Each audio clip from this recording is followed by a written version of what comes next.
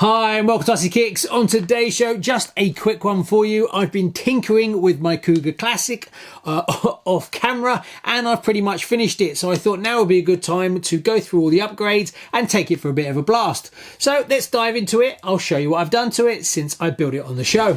Right, so I'm going to cover all the upgrades that I've done to my Cougar Classic. Some of them were probably in the build and some have been done afterwards. Quite a few have been done afterwards, but I'll cover them all as I made a big list. So in no particular order, kicking off with the beautifully machined, these little aluminium alloy lightweight lipo nuts. They're U7 424s and they're £12.18, $14.31. Next, you'll notice that I've actually changed the rims and tyres. Now, the reason I did this is I wanted a set of grass dirt tyres and a set of tarmac. So these are my tarmac ones, but the rims are separate from the tyres. Now, the rims are U7 289. They are £8.28, $9.96, and they are white rear Cat XLS. The fronts are U7 290s and they're £8.48 or $9.96. The Honeycomb Tires, these are yellow dots, which is kind of in the middle. So they should last me a reasonable amount of time. They're not super soft, as I don't want to be taking it racing. So I'm looking for something that I can just take out and blast around without having to eat through tyres too quickly. Now the fronts are U6 859s and they are £10.78 or $12.66.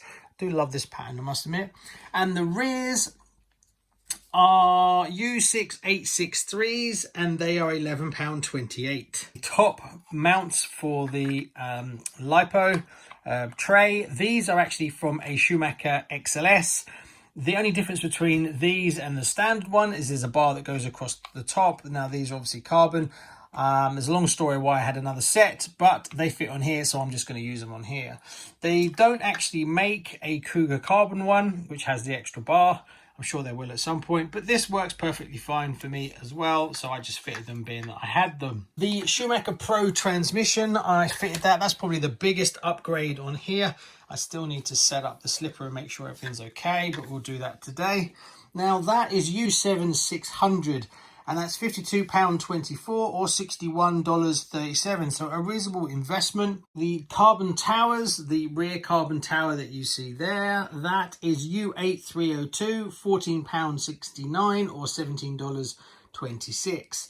The front tower that you have here, there you go, that is U8298 and that's £9.79. The shocks are big bore Schumacher shocks that I had in my parts bin, so I just threw them on. And yeah, I need to dial them in and everything, as I haven't actually run this in anger yet after doing so many changes to it. So we're going to have to do some early setting up, but they are beautiful and lovely. But being that I didn't pay for them, as in I had them already, it was worth putting them on. Some of you vintage people would think, no, I should have left the originals on, but being that I want to actually run this one and I've got my original Top Cat over here, so I'm happy just to do that and modify it and change it, so that's fine. The electronics I've upgraded since I last had it. I've put some pretty decent stuff in it. I've got the Savox 4096 cordless servo in it. I looked up the prices of that, and you're looking at £40 or $46.99. That's a 7 kg, 0.07 seconds at 6 volts, so very fast. Also, one thing I really wanted to do on this one is I changed the servo horn for this metal one, and I got the shortest one I could to get this bar to lay down as straight as possible. The ones I had were much longer, so it was pushing this bar up. So keeping it as level as possible is going to improve things a little bit. That I found on eBay, and that's almost next to nothing. I'm trying to find it on my list. That's a 25T M3, £4.60 metal servo horn, and it's really nice actually. So I was happy with that, and it sorted out some of the steering alignment as well. It's still a little bit higher than I'd like it, but it's a lot lower than it used to be. I also changed the steering. I upgraded it to the Bull Race steering, which is U8299. That was £11.75 or $13.80. Now, a few people have had problems with this, and it's to do with the clearance. As this moves over here, you see how close this is to here. So it would actually collide with this. So what I actually did is I shimmed under here. I don't know if you can see it. I shimmed under here, and that brought this side up. But you can imagine there's a bar that goes across here that pitches it up. So what you've got to do to push it back down again at this end is also shim this to bring it back down on the same. So you bring this up and push that down, and it will keep the bar nice and straight. But we'll get rid of your clearance issue. And as you can see, it's lovely. No problems at all, no binding. And I didn't have to modify it. Some people modify the bottom of this or take a chunk out of that.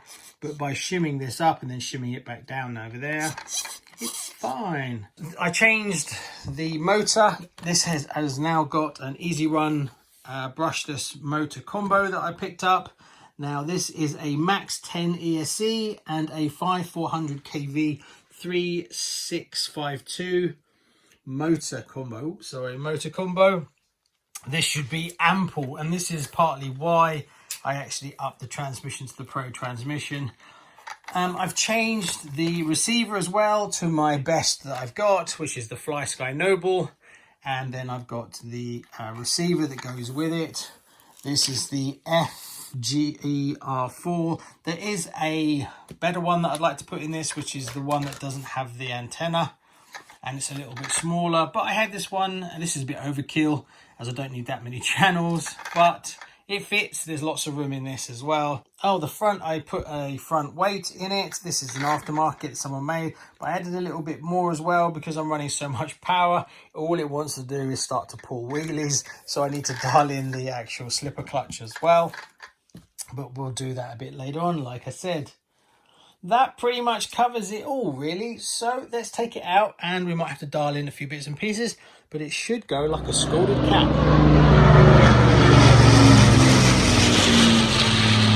Cool. Go!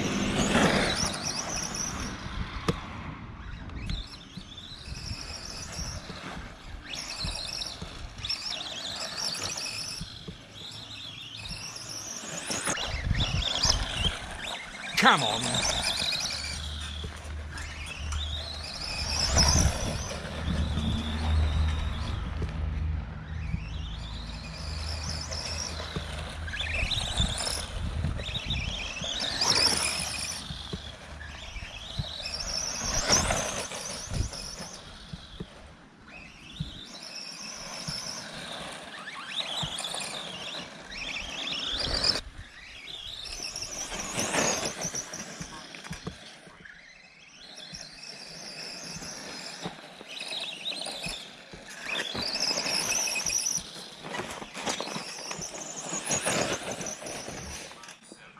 What was that? That seemed quite quick. Yeah, 11.97. Cool.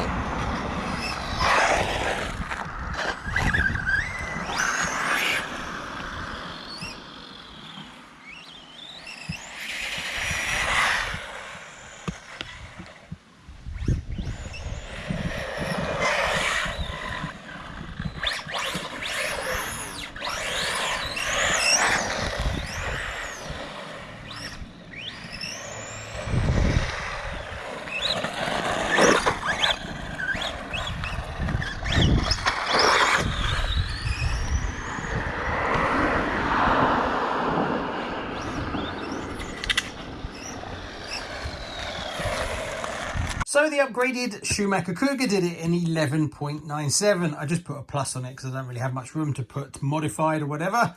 So what's it up against everything else? Can you remember? Did you watch the other ones? Well, the slowest it was in the wet was the Thundershot at 14.37. Now the Schumacher Cougar has been around the track before, pretty much standard with a brushed motor, and that was 13.2. And the fastest so far around the track is the Top Cat at 13.1. So yes, the new Schumacher Cougar modified absolutely smashes it and is now the fastest thing around the track. So the upgrades definitely looks like it worked. Surprise. So I am totally chuffed with it.